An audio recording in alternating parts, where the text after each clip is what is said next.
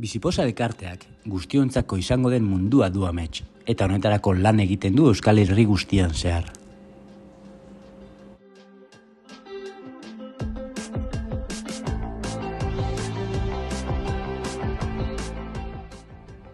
Ikasturte honetan, filosofia edo egiteko modu hau, Debagoienan zabaltzeko apustu egin zuen, Fagor taldearekin egindako hitzarmen bati esker.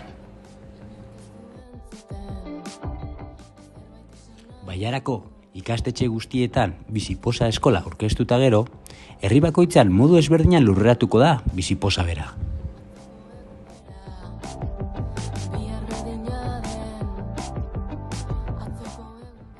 Bergaran adibidez, herrigintzatik hasi dira lanean.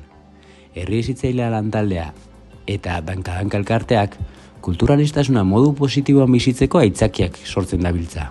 Irailean, kulturarteko baskari bat antolatu zuten, eta abenduan berriz, familian gozatzeko kulturarteko ginkana bat. Familiek elkar ezagutzeko aukera izan zuten, ondo pasatuaz eta herriko txoko ezberdinetan froga ezberdinak gaindituaz. Lau talde ezberdinetan banatuta, froga ezberdinak gainditu zituzten. Biziposaren murala egin zuten. Herriko plaza biziposaz koloreztatu zuten.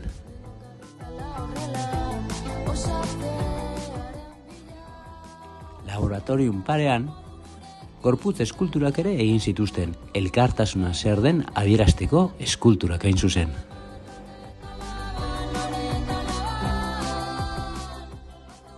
Eta Arkatz kooperatiboaren erronka gaindituta gero, txokolata eder batekin amaitu zen kulturarteko ginkana.